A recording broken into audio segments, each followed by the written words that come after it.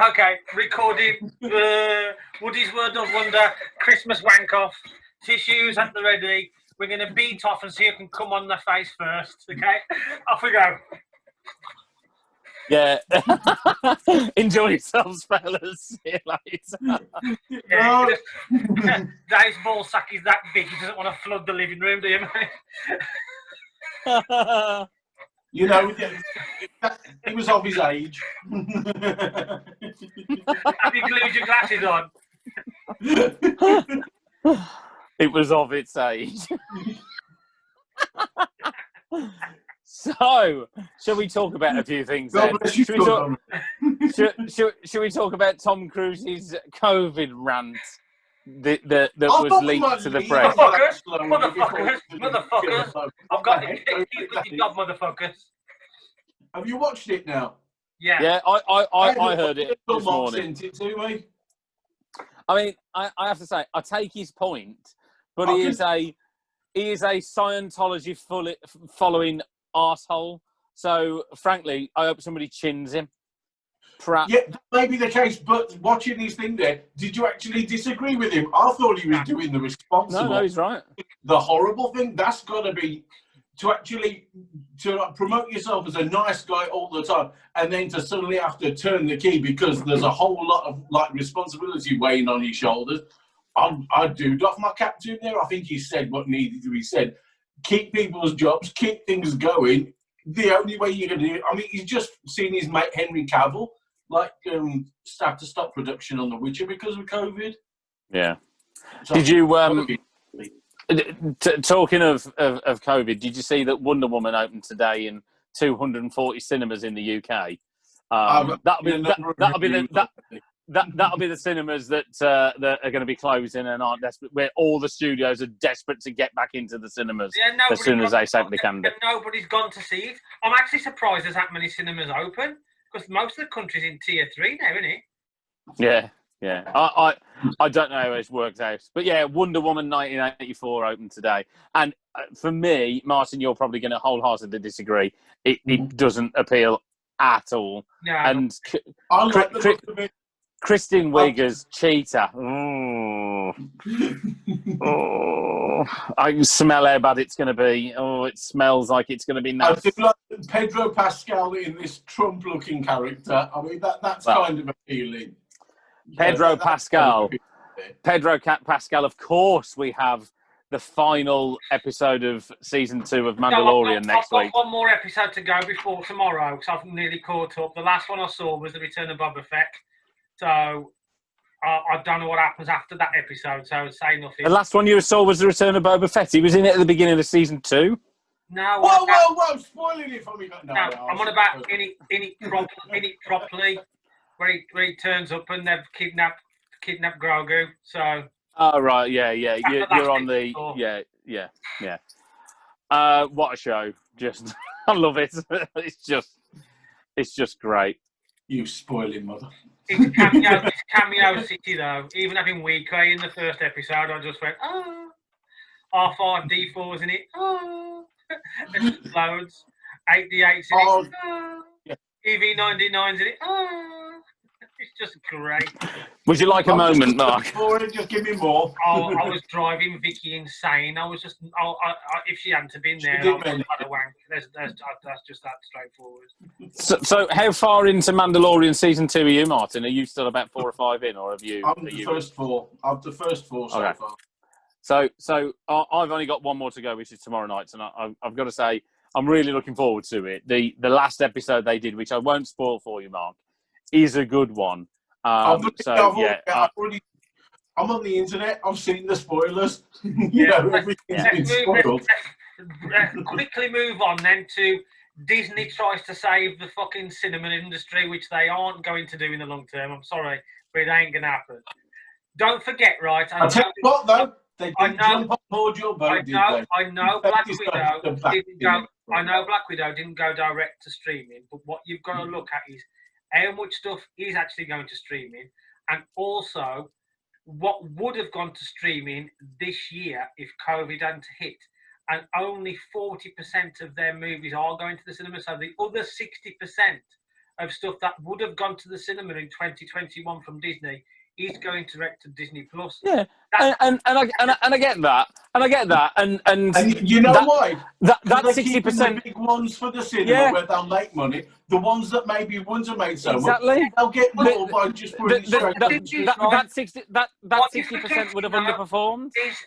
It's not a risk because they will make the money because it's their own money. It's their own property. So if it doesn't make billions at the box office, it doesn't matter because when it goes to Disney Plus, they've already got the subscribers keep building and building and building. You know what? It does matter a bit to them though, because they like to actually cover their costs. No, the mouse likes money. The mouse likes cheese. It is going to struggle purely because the amount of cinemas that if AMC does not start showing movies in January across America, they are going to fold. They cannot afford to keep going. So if AMC goes, that is 46% of the cinemas across America have gone. Yeah, it's gone. But yeah, they'll go into administration and go and bust. Worst case scenario, they will be saved as an entity because it will be an empty building, and then comes 3 months later, it will be snapped up again. It will return. But the thing is, people, if there's less and less stuff going to the cinema, it makes any potential cinema owner not bother. It's like me, right? Mark, there was too much stuff going to the cinema anyway. You had a multiplex with 15 screens, and five of them were showing. But you're not the prime example, Mark. That's the issue you struggle with. You do think that everything should be made for you. You have come out and said this quite a few times. You're not going to go see Wonder Woman at the cinema, neither am I, because it's fucking going to be shit. Yeah, we're in a minority. I don't know. We are. People will go and see it just because I don't like the look of it. I don't think they are. I've got to admit, people aren't going there because of the safety aspect. I'm not going to see Wonder Woman for one. I'm a shithead. I don't want to really support Warner HBO Max at the moment. Yeah. I think what they're doing is. I agree. I'm not. What you two are not understanding from my point of view. I'm not saying anything that is happening is right. It's the right thing to do, or it's a good thing to do. What I'm saying is, it's an inevitability. It is an inevitability. Cinema is going to change. More and more stuff going. You were saying it's immediately inevitable. You were saying before it was immediately inevitable. Everything's going to die now. Pull out your steely knife. I seriously think take it now. But it's on a knife edge. It really is on a knife edge. I think if it's done, studios like Disney are willing to back cinema and help because there's a lot of studios that won't be able to switch straight away to a streaming service. Lots of them are too small. They'll be making content then and just selling it on, and it's a shame for cinema. It's a shame for studios like that. I mean, John Wick's made by a studio like that. If you look at cinema, right, the issue you got with it was years ago you had a cinema in the 80s would have one or two screens. They would show one or two films. Then what happened was over the years it got saturated to a point where even with streaming and pirate movies and home releases and Sky Cinema, you went to a cinema and you had a cinema with 15 screens in, of which 5 or 6 of them were showing the same film. We would go in and spend 40 quid for a family or 50 quid for a family with snacks. We'd go in, stick our 3D glasses on, and we could have the pick of it, right? It was mostly empty, even on big new releases. Endgame last year, showing in 11 screens at a time with staggered starting, was never full to a screen, and it was the biggest movie ever. I think what it will do, it will press the reset button and go, we don't need to have 15 films showing at any one time. Some films that were coming out at the cinema last year deserve to only be on screening. Some of them weren't even doing £1 million in the UK box office because nobody wanted to go and see them. So I do agree. If you've got a streaming service and go, hang on, why would we spend money on distribution, pushing it out to a cinema when no bugger's going to go and see it? And Mulan was the example. Yeah. Somebody has sat there and gone, Lion King worked. Yeah. These live action remakes worked. Aladdin was massive. That was a real gamble. somebody sat there and said, Milan, I'm not sure with that. Let's take a Mulan punt on it, sense, and we won't put it in a cinema.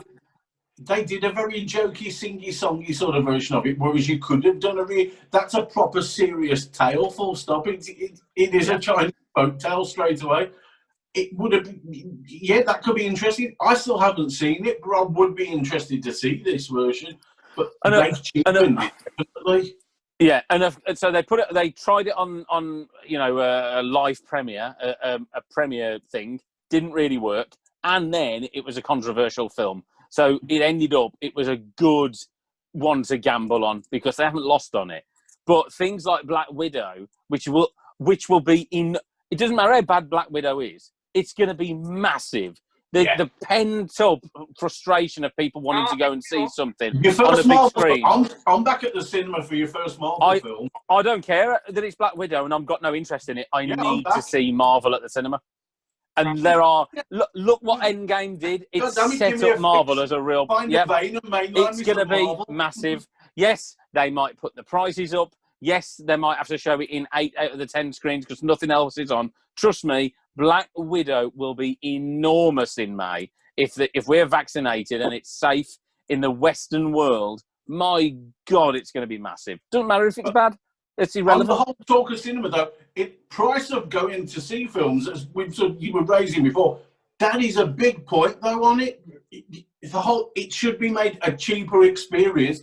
They're still going to make most of the money off, like the food and drink anyway, full stop in there. Yeah. Well, if you think about it, if I had have paid to go and see Endgame, all 6 of us, in the reclining seats, the VIP seats that we had at the Odeon, it was £118. I would have had to have paid. I wangled free tickets, but £118 a lot of fucking. It is, but Mark, people pay. I wouldn't want to pay 118, but people pay. People will, and especially now, they just will. Why do people go to Alton Towers and not have 2-for-1 tickets? Because they do. It's amazing. People will go and throw money. Look what's happened in the West End. People are paying £200 a ticket to go and see Les Mis because there's nothing else to see. And they've to keep the riff-raff out. Totally good keeping the riff-raff out. I'm telling you, it'll be Scum enormous. Can't afford to sit near me. Scum nowhere. It'll be an enormous reset button to be pressed. It really will, because there was too much content. Look what's happened with Disney. I mean, Disney now. Listen to that investor speech. They're putting the price up. You know, it was a cheap product to begin with. Everybody's gone, oh yeah, we're at home, we'll have that. They're going to take it up to at least £8. They're going to put it up, but they're providing you with more, and with this 18 plus sort of content as well. That's a big deal. Because you're thinking before, oh, it's Disney, it's all got to be U-rated and stuff. But no, they're very much going to be doing 18 plus rated content. There's your home for Deadpool, Mark.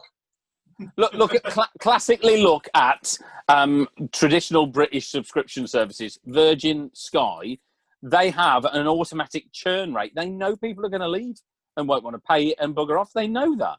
They were talking about churn rates at that speech. The TV license. They were going, we know people are going to drop out, not want to do it. And they're going to risk it and make it £8. It's going to work out about $17 in the States with Star. It's going to be really expensive for sitting at home. So, but that's the gamble they're going to take. They want to gamble with streaming, knowing that the traditional route will give them $1 billion a big film. It's a big reset button. There is so much profit in streaming, and that's what it's about at the end of the day. But also, once it's on streaming, isn't it going to be that much easier for it to turn up pirated then straight away? But that's the point. Completely. That's the point. Why they're making it roughly $10 for just basic Disney Plus, because $10 a month is fuck all. It's even worth the effort to fucking pirate. It's the only reason I've had it for The Mandalorian, because I wanted to see it last year before we had Disney Plus, so I downloaded it. But now, me and Dave, we did the same. We got it for £40, I think, for a year, or 40 or 50. Yeah. I think at the moment you can still get it $59.99, and that I'm going to sign up to. It's a drop in the ocean. That's half the price of the event, and that's what keeps people going. You get enough people doing that. It's just pure profit for them, apart from administration costs. That's the big thing for Disney Plus. They've got that much content. They don't have to license any off anybody else. There's no. That's one of the things as well. Yeah, it's wonderful. They've got the shows that they're going to put out there just look amazing, but they've got the films as well, which kind of pay for making everything. They put it all on the streaming and just make your profit back on that. I did make a joke about it a lot, but I didn't think Black Widow was going to go to Disney Plus because of the death of cinema. I thought it was going to go to Disney Plus because I needed to. Because John Campion told you. No, because I needed to get it out. He did. I needed to get it out to keep the ball rolling with the MCU universe, and if we had to keep pulling it back, it was holding back. Falcon and Winter complete fairness, I agree with you on that. That was the only reason, really. But I think the reason why I say the death of cinema, not the death of cinema this week, but cinema's got to change, is the only way they're going to survive is they've got to turn cinema back into a spectacle. Cinema's got to turn back into, fuck me, have you seen this film called Star Wars? Let's all go. That is what the only way cinema will survive. They can't survive on fucking 90 minutes fucking boring bollocky shit and expect people to go, because they won't go no more. I don't know. There's still an experience involved in it. It's still going out. It's a date night. It's a night out with the lads. Maybe you have a few beers. You end up at the cinema. You watch something. Maybe you go back and you watch something on screen in the house instead. It's got to be a spectacle to get you there, because the spectacle of watching something like Endgame initially on the big screen compared to watching on your TV, there is no comparison. It's fucking got to be watched on the big screen. But don't forget. Definitely. But don't forget what's coming back. I saw them twice, both the last ones. But don't forget what's coming back. And you're right. And that was what I said. You know, gone are the so-so films. There's got to be an experience. So if you take Avatar, can you imagine the marketing that's going to go into that? It went into the first one. What we think of the film is largely irrelevant. The birth of Avatar gave us the birth of real 3D experience. You went to see Avatar not because it was a good film, because you went, look at that. And yeah, everyone goes on about how visually stunning it is and all that. Yeah. And we're about to revisit that at the end of next year or the year after. Like yeah. You know, the ironic thing here, this with fucking Avatar, we've waited that long for Avatar 2. Well, I haven't, because I haven't wanted it. But, right, is when it actually does come out now, next Christmas, because of what HBO have done and Warner Brothers have done with HBO Max, it has got no fucking competition. So it is actually going to, people are going to go and see it because they're going to be fuck all else to go and watch. Because why would you go and watch? I do not understand this, right? Surely Marvel's going to have a film out though at the same time, and Avatar's getting none of my money. I mean, no interest in Avatar at all. I will be able to see whatever Marvel are offering me at the time. I think it's Shang-Chi. Avatar's Fox, isn't it now? So it's Disney anyway, so they won't care.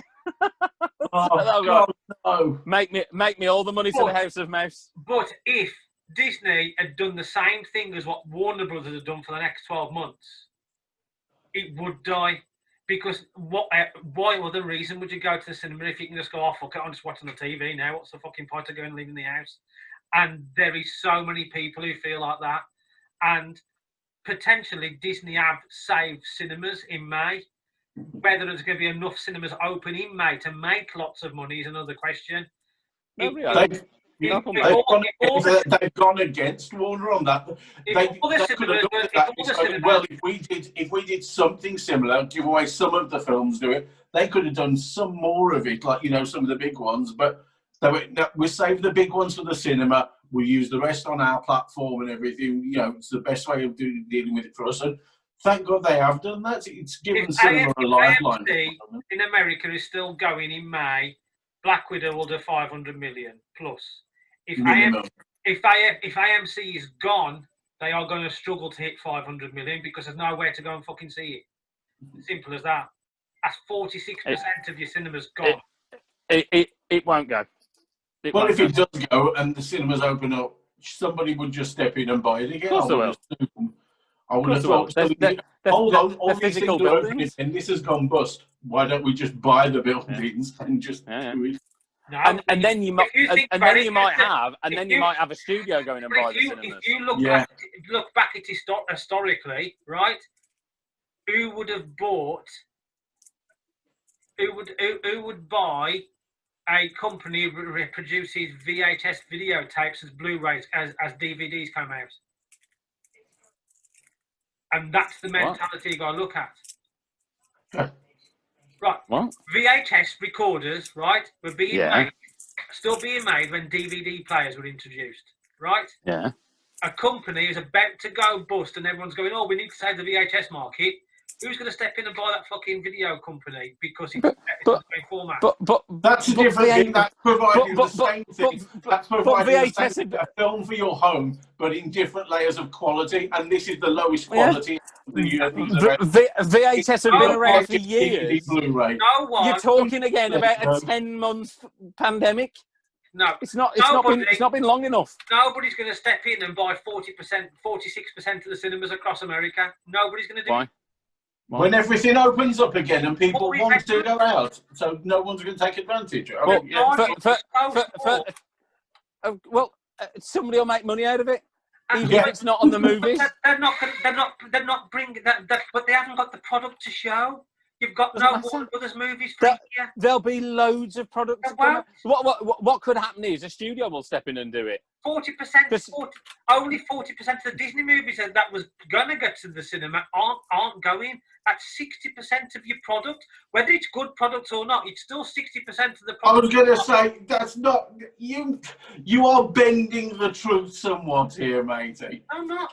The big films that were always going to cinema are going to cinema. The films that would get a small release at the cinema or whatever make a bit of money and then go straight to whatever. Including all the Fox movies including all the Fox movies that have been made and haven't gone to the cinema yet, and all the other. You think Sony are actually interested in most Fox movies? No, Sony bought the back catalogue. Only 40% of the planned cinema releases from Disney is actually going to the cinemas next year.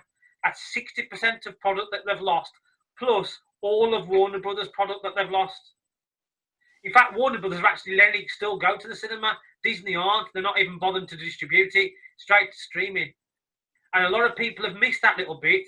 At least Warner Brothers... Read out the list of all the stuff that Disney have put there. See if any of their big stuff has gone straight to streaming. No, it's not. It won't be. It'll all be stuff that wasn't going to get people turning up at the cinema during this time. It is still a product. What they're doing, they're holding on to the big products for when they're going to show them. It's still a product that you've had taken away from you. It's not. You just get it through a different thing. If I was selling exclusively, if I was selling in a shop exclusively one company's product, 100% of it, and at the beginning of the year, I've turned around and said, I'm only going to give you 40% of your normal stock this year. The 60% we're going to sell direct to consumers. I'd be fucking closed my shop. Simple economics. Anyway, let's say you close down and you're making profit out of your shop full stop and someone comes and makes you that offer. I don't think anybody's arguing that potentially, if AMC runs out of cash, it might have to close. Yeah. Okay. And what I'm saying to you is there are theatres there which are potentially cash cows ready to go. Maybe not all of them. They've got however many theatres they've got, but they're not just going to allow 691 buildings to go derelict. It just doesn't work like that. It hasn't worked like that with any. This is an 11-month pandemic that will be over, as we know now, by the summer. It's about who blinks first. It's all it is about. And Warner Brothers have blinked with a dying franchise, which they are desperate to resurrect. Which franchise is that? It's the DCEU one. Martin showed us the thing the other day.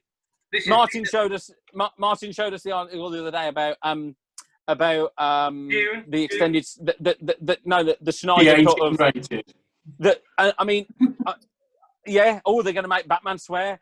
I'll tell you for nothing now. DC is dead. Warner Brothers have just killed DC flat stone cold. I feel sorry for James Gunn because Suicide Squad's probably going to be a cracking film, but it's not. That actually looked really good. because I'm going to watch it online, and I presume everybody else will. Because I ain't going to go to the cinema to see it when it's online. To fuck that shit. So no. Yeah, but you won't, but lots will. Nah. That's the thing. Not everybody But you thinks know like what? you. Lots of people, more than you think, will do. What? Let's say if we were in an alternative universe, Mark might pirate that, and lots of other kids might do the same thing. Lots of other people might do that same thing. If that was happening, I mean, it's not going to happen. That's not what's going to happen at all. And I definitely won't be doing exactly the same thing. I definitely wouldn't pirate the Warner movies. I definitely wouldn't. But at the same time, I wouldn't go to the cinema And the director of Dune is correct. They wouldn't pirate them and watch them at home. The director of Dune is correct. Dune is dead before it even starts. It's dead. They've killed the intellectual property. And DC. What they thought it was like going to be the big hammer to like launch really HBO Max massively. I mean, HBO Max has had some cracking shows on fantastic. I mean, the Watchmen show was absolutely brilliant, excellent. But no one's really, we can't get it over here, and it just doesn't seem to be something that's really launched big in America.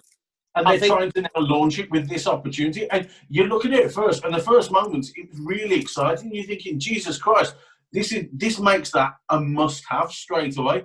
And the more you look at it, the more you think, Christ, this is actually quite a stupid move. This could really screw them over.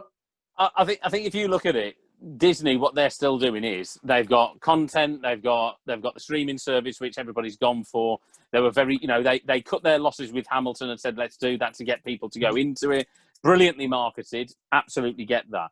But they've also clearly made it obvious that blockbusters are special. They're an experience, and they won't just turf over the good stuff without at least trying it on the big screen first. I'm not saying it's a permanent thing. If we find out that this pandemic goes on towards the end of next year, then that might be something different. But as and when now, Disney has said, we ain't blinking. Warner Brothers, on the other hand, have taken that magic, that experience, and they've watered it down and gone, oh, yeah, what we'll try and do is launch HBO Max. We haven't even got it here, so the market is not big enough. It's just, they've blinked, and they've scored a massive own goal. And if they think a launch title is a rehashed Justice League and a Friends reunion, which isn't a Friends reunion, Jesus, they are clutching at straws. This is desperate stuff. But they've also got to remember, is desperate. That's only for the States. There's the international marketplace that isn't there. So they took a punt with all of their titles just for the American market. But what's the impact of that is on the international side now, everyone's going to say, well, I'm going to fucking go and see that because they're not giving us HBO Max. So as soon as the HBO Max pirates whack it on Pirate Bay, I'm going to download it and watch it next week. Yep. Slippers watching Wonder Woman when it's on HBO Max on Christmas Day. As Dave said, there'll be a few people who won't, but most people will. Yeah, they will. Yeah. I think it's astonishing though that what is the we look at the experience. Everybody sat there watching this stuff coming out of Disney, going, "Oh yeah, we're going to bring 10 Star Wars shows." Before Mandalorian, if they'd have said we're going to do 10 Star Wars shows, we'd have gone, no thanks. They then produce Mandalorian and everybody's going, I'm at the vinegar strokes. And then they say, we're going to give you 10 more Star Wars series. We even allowed them to say, Hayden Christensen's coming into Obi-Wan. Yeah, all right.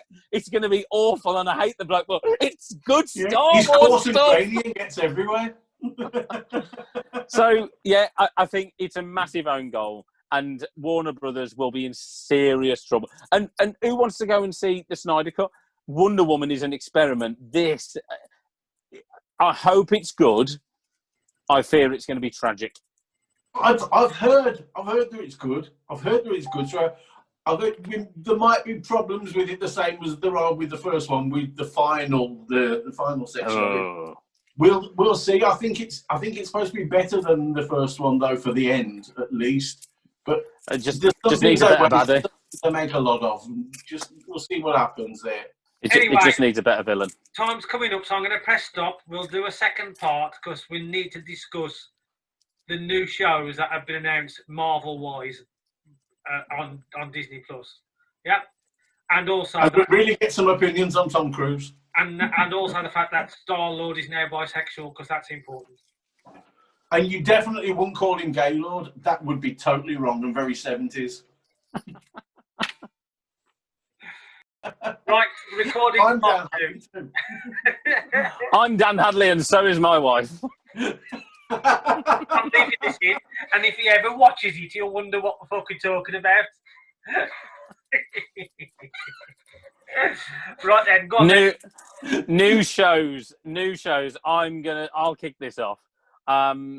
Yeah, I loved. Okay, I'm gonna go Star Wars first of all. Let's kick off with that. I loved Rise of Skywalker. Lots of people went boo-hoo. Last Jedi wasn't good enough. We're all a bit fatigued with Star Wars. And then Mandalorian came out, and everybody went, "We love Star Wars again." And I want a Grogu. To a point where they've said, "Ooh, this intellectual property has actually got legs. Let's absolutely crank it up and see what we get." Lots of stuff I'm excited about. Some stuff I'm less so. And they may have announced this, but some of this will get, how many viewers has it got, and get axed very quickly. I don't think people are going to be bothered about the Cassian Andor story. I don't think that's going to have a great deal of legs. It might be all right for one season, but Disney are not afraid to try stuff out now. We don't know. I mean, give it another whirl. Mandalorian would be like it was. Oh, I think Dave's hit the nail on the head. These are one seasons and out tests. If the Obi-Wan's going to struggle with the season 2, I think what they've done is took the movie, spread it out a bit, what they was going to do, and it will be one season out. Cassian Andor, if that is good and it works, that can do a few seasons leading up to where Rogue One happens, and it won't hurt anything. I think they're going to struggle with Ahsoka for so many seasons because her future's already written, because it's already been dealt with. I think that's correct. Yes, it is. The Lando show could be interesting. The Lando show again.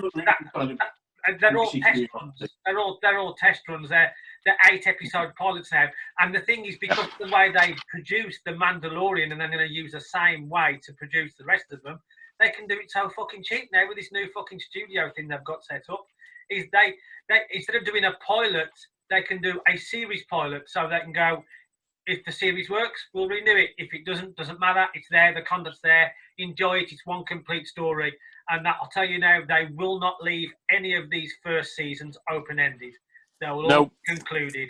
So there is no what happens next. It doesn't matter. If we think it's going to be great, we'll do another one. But there's no long-term plan with any of these. I love Mandalorian, but let's be honest. Yeah, it's a Western set in the Star Wars universe. Yeah. There's a character. Hang on. And it plays on nostalgia so heavily. That's going to wear thin eventually. Yeah, and the biggest hook that it had got was kids going, "Well, why am I going to watch this? Oh, that little child is cute. It's a little baby Yoda." That was the hook. That's the hook. Take out Mandalorian, and I love Pedro Pascal's character and what they've done with it, and I love all the nostalgia stuff. And so the hook was Grogu. Are you calling him Baby Yoda or Grogu now? Grogu.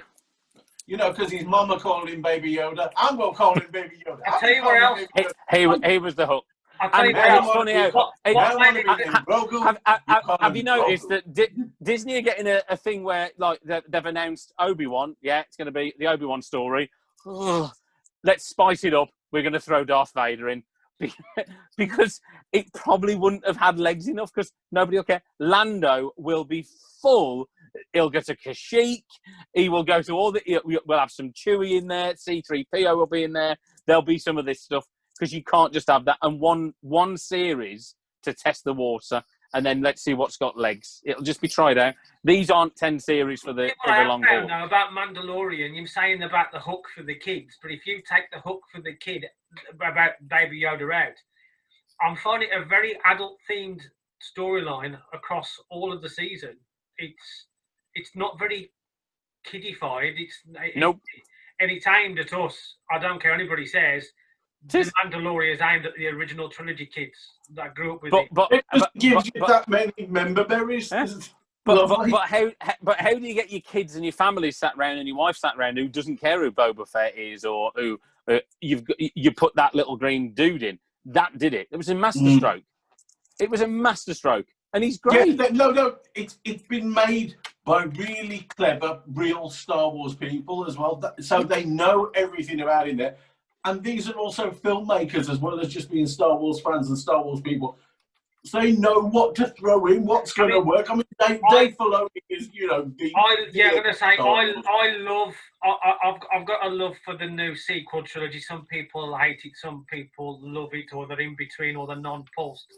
As time has gone by, I've become into the non-pulsed category. It's okay, it's amazing.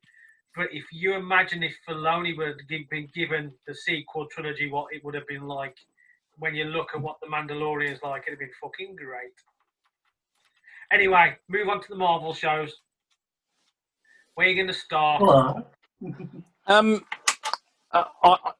was unsure about WandaVision first. I was unsure about WandaVision because I didn't know what it was going to be. I think what's given me great comfort, and this proves actually they can juggle things around, was it's clearly something to be. And Martin, this is where I'm going to pick on your expertise. I had no idea where it was going because Vision was dead. Evidently, we saw the Mind Stone. Are they trapped in that Mind Stone? Is there something going on with that? And then this is going to softly, gently ease us into the world of multiverse, because it's the only way we're going to sit there and go, Doctor Strange is going to explain how a multiverse works, and he's going to do that through the medium of Spider-Man. But we need a gentle introduction, so why not make it a one season? Let's have a go what WandaVision looks like, and let's see how people receive it. If they like it, great. If they go, what the hell was that about? We can figure stuff out and change it around, and it won't matter. I'm really looking forward to it. I think it's going to be great. WandaVision is going to be really good for me. Wanda in the comics is a very mentally fragile character, and it could be that she has a breakdown and she creates because of her power. I mean, it's extreme. It is reality manipulation. And as she created this world then, where Vision is still alive, and they get to have their children and live their lives and twist it, and does it twist everything around them, or do they exist within a soul stone doing it? I don't think this is within a stone. I think this is her reality warping powers kicking in and her mental instabilities kicking in. I think that's why it's going to lead into multiverse of madness as well, because Strange could have to come to stop her, to save her, or to teach her. It just depends which way they go with the character. I think that's what we're looking at here. It's going to be interesting because it's another intro to the multiverse idea, which you're going to get with the Spider-Man film as well. Apparently, it's all coming through now. But then to ground it all off, to get things back to earth a bit, let's give you some Falcon and Winter Soldier, which is going to be very much gritty action, punch, kick, shout, scream, fight. Baron Zemo, let's go for it. That's the one I different take on everything. Straight away. I thought that was going to be the big hit. That's going to be the thing. But I think it'll probably be Loki. But I think it looks fantastic. I'm hooked in straight. All of these shows have got me. All of them. All of them got me, right? I agree with you, right? WandaVision looks great. Falcon Winter Soldier looks great. Looking forward to Loki. I haven't watched the trailer, so don't want to spoil it. I was loving this. Hawkeye, we're going to have the female, and then they announced.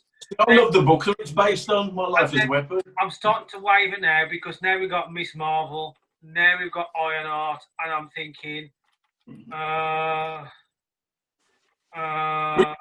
to introduce characters like that without using the cinema. You can then test, see how strong reaction is. I've got no characters were done well. Miss Marvel did well in the comics. And that Ironheart, I don't think she did particularly well. I don't think that book is really. I don't think people took to the character of Riri Williams particularly well. I'm surprised they didn't just make Tony Stark's daughter Ironheart. I hate to sound like, look what they're doing, but we've got female Thor coming, we got female Hawkeye, we got She-Hulk. I mean, She-Hulk I know is already a long-standing character, but all of these, the mindset of the general public I'm talking about. So you got female Iron Man, and you got female. Where's he gone? Then you got Miss Marvel, and you got female Hawkeye. It's becoming very. I must have had a I think his Chinese has turned up.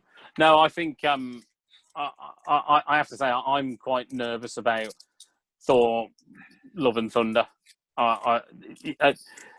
This is the dangerous risk that Marvel plays. What made Endgame so great, and what made Phase 4 so great was Phase 3 so great was everybody went, yeah, brilliant. These are all the characters I know and love. What's happened is, and you know, you look at the comic Thor with Jane Foster as Thor, the readership was minuscule, and it just didn't take off. But Marvel are persevering with it, and Disney are persevering with it because it ticks a rather large box.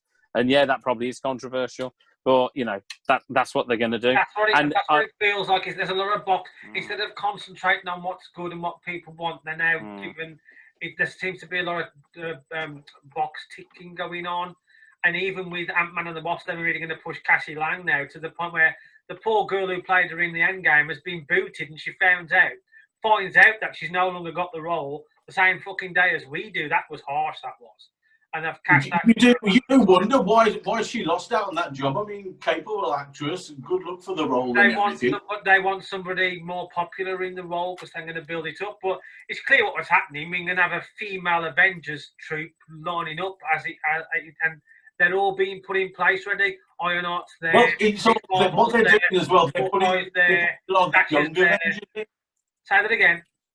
They're putting a lot of the young Avengers in. That was a really popular book and a really popular story. I've got like the Young Avengers because they put Kate Bishop, the young Hawkeye female one, who actually sort of bankrolls and runs the group. They're putting Stature in, Cassie Lang. She's the shapeshifter, size shifter and all that in there. Hopefully they'll put in like Patriot as well. Fantastic Elijah Bradley. Was it then you've got normally the twins from the WandaVision episode. You'd have Wiccan, who's the magician twin, and Speed, who's like the Quicksilver Speedster twin. Then you've got Hulkling as well, who come in there, who's actually half Kree, I think half Kree guy who's like gay as well, and that he has a relationship with Wiccan, and it's a really nice story. It's not shit. They don't pander. It's just a really nicely told story. And then, you've got Iron Lad, who's actually Kang the Conqueror as a young guy coming in. I'll tell you what, when I looked at all these shows coming through, and there are a lot, stuff I wasn't overly keen on, or say, they announced Fantastic Four. Well, the last one was a Fantastic Four, so they've really got to. Marvel have got to fix that and quick. And I'm also. I hate to say, from Dave, I've got complete and utter faith in them fixing it. I've got to be honest. I hope so. And Indy 5 as well. That to me is a flash in the pan. That's just a Indy 5, not so much. Fantastic Four. I want the MCU to do Fantastic Four. I want to see Kevin Feige doing Fantastic Four. Him with the whole universe around. After he's seen he's seen the Gorman stuff. He's seen the 90s things. He's seen Chris Evans like as Human Torch. Now he's been Cap, but he's seen the bad versions of stuff. He can now. I want to see what he'll bring though. Everything. Let's get a good Silver Surfer in it. I was overjoyed with lots and lots of news from the Disney side, the Marvel side of things. The series can't wait to see them, even though they're maybe some a bit wishy-washy. One major fuck up, as far as I'm concerned. I know. Casting T'Challa, not recasting T'Challa. Yeah. I know everybody's got a lot of love for Chadwick Boseman, but you're losing a character. T'Challa is such an important character. Over 50 years of stuff created in like the 60s, and he's a different role model for young black guys. He's a different role model. You have street heroes, you have army heroes, and everything. T'Challa is like he's your James Bond hero. So he's a guy who was being set up to take over from Captain America as the next obvious leader. Well, more so than that, what made Black Panther so iconic was it was a film made predominantly by a black cast, Oh, Roland, black production, black director, made for a black audience with lots of themes around that particular community. And what they're saying now is, I'll tell you what, Ronan. What they're saying now is, I tell you what we'll do. Let's give the great character and just wander around Wakanda for a bit. I don't get it. I'm at a loss with that. They Here just he killed is. him so quick. It's ridiculous. Dr. Quarantine. Hi, Ronan. How you guys doing? Oh, man, Been a good while, to see mate. you. Fantastic. I know, I've had one of those days. I was like, you know what? I don't want to talk about work. I want to have a beer and chat shit. And well, then I was getting these Zoom links, and I was like, let me just finish up and go chat shit. We're in the middle of talking about recasting T'Challa, and we think it's a mistake that they're not. That's our general consensus. It's a mistake that they're not recasting Chadwick. Yeah. Oh, yeah, absolutely. I think the fact that they're not recasting them and they've ruled out digital reconstruction, I think I just don't know what they're going to do unless they're going to dismiss it as part of the multiverse. And it's like, haha, that was a Black Panther, but now here is a different Black Panther who is not recasting Chadwick Boseman because technically it's a different Black Panther. Yeah. So I mean, that's the whole thing. They could have Shuri, but really, it doesn't feel like it's earned that she'd become the Black Panther yet. She made a nice niche as this super intelligent and witty, quippy, funny like one, and that was a nice place to look at. She was going to be the new Tony Stark, basically, of Marvel, and that's great. That doesn't really fit in with the whole Black Panther sort of thing. Maybe Okoye, she could do it, but the problem with Black Panther is you've already got these really strong female characters all over the place, and many more than there are strong male characters. Yeah. There's T'Challa, there was M'Baku, and then there was thingy as well, Michael B. Jordan, and they killed off Michael B. Jordan. So all you've got M'Baku was a strong male character there. But he was rumored to be coming back anyway. Yeah. And maybe they could. Maybe the multiverse will answer that, and you know, Killmonger. There's a lot of people talked about that. I just think, like I was saying earlier, you've got that audience who are like, you've got that audience who've gone to, you know, that's their person, that's their representative on screen. He's great, and he's disappeared. Well, where's the hook for the audience it was made for? They're not going to go, oh, really? Is he not in it? People like The Land and all that. It's the Not Wizarding World of Harry Potter with no Harry Potter. It's Fantastic Beasts somewhere to It's find like them. Iron Man 4 without Tony Stark. It's just odd. Yeah. It's a real... look, there's a couple of years that could change. Saying that, Iron Man without Tony Stark... No, they won't change it now. You Not get it with Armor Wars, today. The other day. They won't change it. They might rename Black Panther 2 and call it Wakanda, but that's about as much as it'll go. They'll probably turn it into a series on Disney Plus. Yeah. And shift focus completely and have it about, like, farming rhinos. That's a show I'd watch. Farming armored rhinos. That's a good show about agriculture. It'll be like Emmerdale Farm, but with rhinos. Yeah, I'm actually working as a blacksmith here in town, fashioning Wakandan vibranium armor for rhinos. It's artisan work. It will be with you in a week. If they do Wakanda forever. Black Panther 2 Search for T'Challa. I will horn jazzle him. If he's gone missing, the whole fucking film is based around looking for T'Challa. That'll piss me off as well. Finding T'Challa. Yeah. Black Panther 2, The Search for Black Panther. Nah, you're all right. I don't know. I think it's a big own goal. We'll have to see. I don't know. I'm not convinced in the slightest. I know why they've done it, and it's a very nice thing to do, and I get that. It's a mistake, and it's kind of insulting to a lot of the people who were the original audience for it as well. They've also set themselves. You want to see yourself on screen? No, not for you now. They haven't been scared of recasting people in the past in major roles. No. Edward Norton was booted. Rhodey was recast. They've just done the same with Cassie Lang. they've set themselves a precedent now. Is if you fucking die in reality, you die in the fucking MCU. That's fucking scary, isn't it? That. It's like dying in your dreams. He's That's been like unplugged from the Matrix. If you die in the If you Matrix, shit yourself, die then in the real. you will shit yourself in reality. He's been unplugged from the Matrix. That's what's happened. I don't know. It feels like a mistake to me. But, you know, obviously there's lots of other things going on as well. I think it's quite funny that Disney had to announce that Lightyear, with Chris Evans in, isn't Tim Allen being sacked. It's actually him doing the Space Ranger that the toy was based on. Oh, the other thing I forgot to say I was excited about, which is coming. What If? I think that might be quite interesting. Oh, Yeah, really? I like looking at that.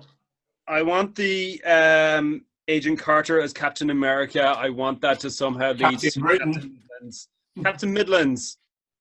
Oh, that's what you're always saying. Midlands. This is all I want. Everybody knows Captain. Hell comes to Brum. Yeah. I mean, that's how I first started looking into that, you know, because I know I obsess over Captain Midlands a lot, but it was actually watching the Agent Carter series, and I thought, wouldn't it be great for season 3 if her cousin showed up from Brum? And then I looked up Brum superheroes, and there's Captain Midlands, and I was like, I need to know more about this character. So his superpower is when he's finished, he goes for a curry in Digbeth. Yeah. That's right. If only they made this shield out of a multi-ball. That's right. That was one glaring omission from the announcements that there's no Agent Carter Series 3, and Disney Plus could have saved Haley Atwell, because who wouldn't want to watch it? And that was a great show. Yeah. I really enjoyed that show. I thought they might have saved it, even just to tie loose ends. But don't forget, if we, you know, one thing I will say, and I said earlier, Ron and I was talking about the fact that Disney haven't blinked, and clearly there's still an appetite with them for cinema, but they are also incredibly ruthless, and they will sit and look at numbers and go, oh yeah. And why would we resurrect our intellectual? Why would we resurrect an intellectual property from another network? It's not ours. If we try and continue it, you know, it was nice and people liked it, but not enough. They're ruthless. 100%. And I mean, when Disney Plus was taken off, you could see all the others dropping off, like Agents of S.H.I.E.L.D., like Cloak and Dagger. No, I know it's Haley Atwell. But Dave, you know, it's like I know you like. Dave, Haley Atwell. I know you like Daredevil, but Daredevil great.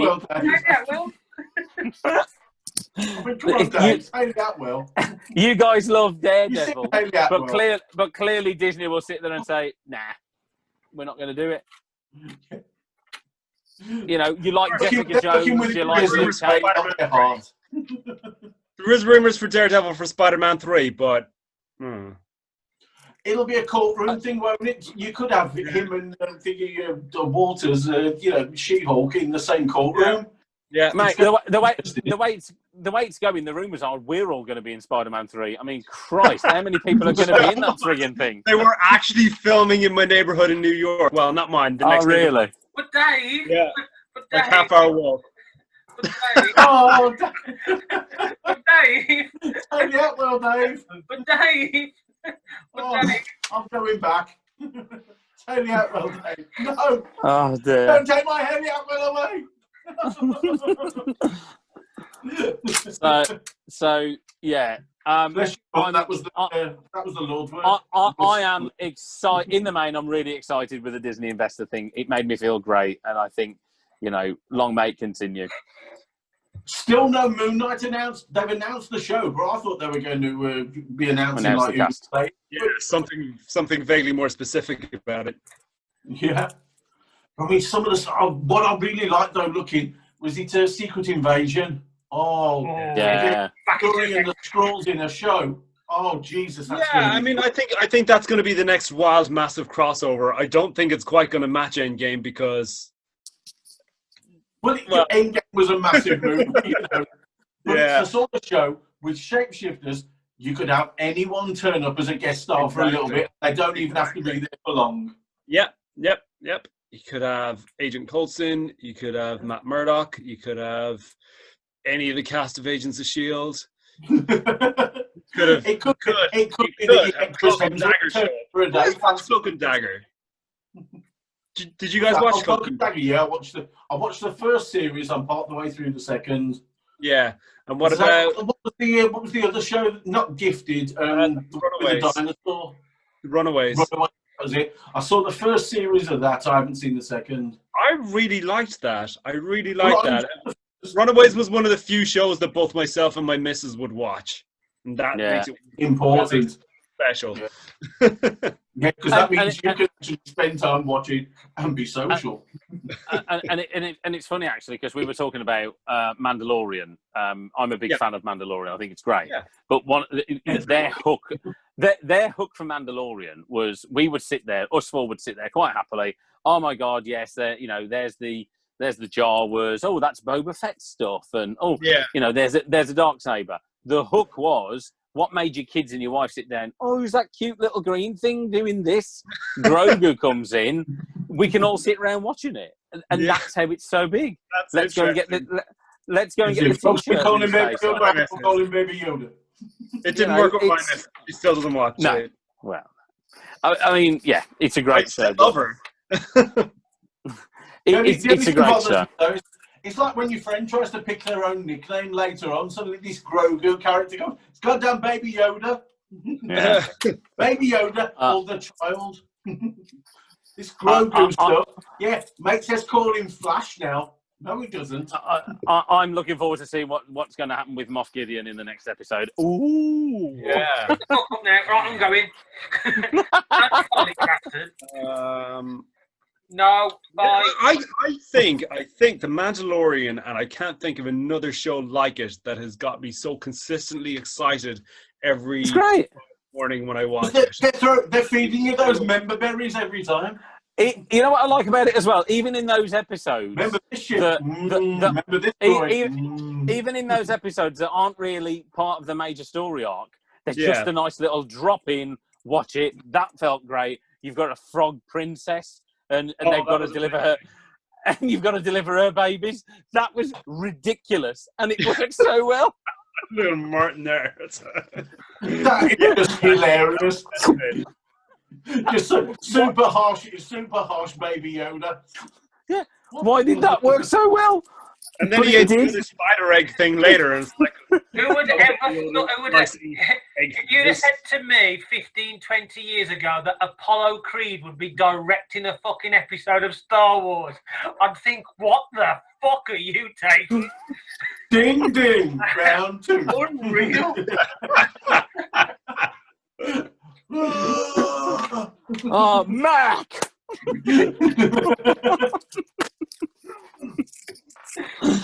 Right, there's 3 minutes to go on this. I'm going to have to stop it again. Do you want to go back on again for another 10, 15 minutes or not? Well, we'll add that on to the end. Then let's talk about the potential casting of Maguire and Garfield in Spider-Man Homecoming 3. Or potential casting. Great. I think it's great to look at all these unemployed actors and give them another shot. They'll get $250 for the day, and they'll get catering. Apparently, William Dafoe is still an available actor. That is the one character I hope they don't bring back into it. Now, I'd be up for them bringing him back, but not having to wear that stupid armor. Yeah. If you actually did him then as the Green Goblin now properly, he could look fantastic. I mean, that dude is a scary-looking fella anyway, full stop. He looks like a psycho. You give him some green skin, a bit of makeup. I just wonder if it's just going to be a little bit of a cameo as they mix the universes up or something. Yeah, I'm wondering. My heart is sinking if it's going to be a 3 Spider-Man, 3 lots of villains mash-up. Yeah. I don't think Old Man Maguire was up for that anyway. I'm thinking of the last Arrowverse crossover, and there was all these exciting appearances announced, and most of them sucked. Oh, Tom Welling one was shocking. So we'll see. And I mean, fingers crossed we get Topher Grace back as Venom. Yeah, two Venoms. Yeah, I want to see. Kirsten. I wrote a song a few years back. I wrote a song called "Kirsten Dunst Has Aged Better Than the First Spider-Man Movie." That's your title. I should dig that out sometime. Use it as the backing music on one of your Ronan film accuser. Spider-Man 3 is clearly going to be a film to let Sony do whatever the fuck they want. That's all that movie is. So they can go off and make any fucking things they want. Yeah. It's to divert it away from the MCU and say, okay, you've enjoyed Tom Holland. Now let's change direction and point it towards the only marvelous, magical universe. Or whatever they're calling it. We've got Speedball, we've got Rattler. You use Tom Holland when you need to, because obviously we'll be up for that, because the kickback we get off that will be great. Thank you. Use him whenever you want. They're always going to be. They've probably just been stockpiling emails from Marvel and the relevant people learning how to make an actual fucking movie. And they're going to say, now we have the playbook, we can do it. And then they'll fuck it up again. Well, they can make a 90s Marvel movie now. That's what Venom. Yeah, fantastic. They just work their way forward.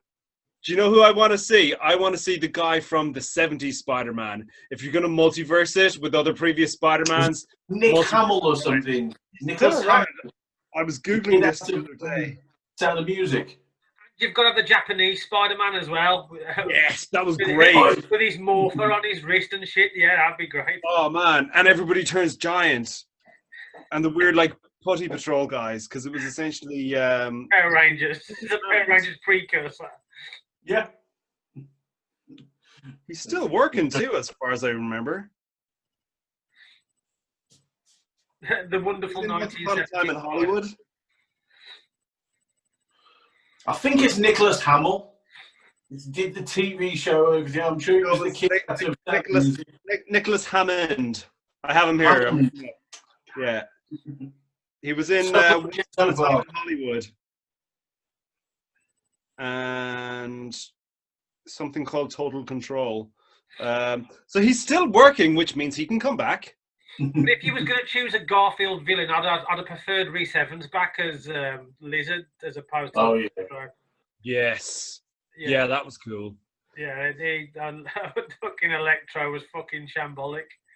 Or what about the Green Goblin? Imagine that version of Goblin. Oh, Jesus. The more I think about Spider-Man 2, and if they say, oh, Paul, whatever his name is, Gamici's back as Rhino. Fucking hell. Paul Giamatti. Black Giamatti, that's it. Back as Rhino. Fucking hell, that'd be something to turn up to see, wouldn't it? That fuck me. The Russian Rhino. Fucking tragic. Right, I've got to go because I'm falling asleep and I've got to get up in the morning. So, bye-bye for the video. So fuck that off. Great to see you guys. Bye, world. Happy Christmas.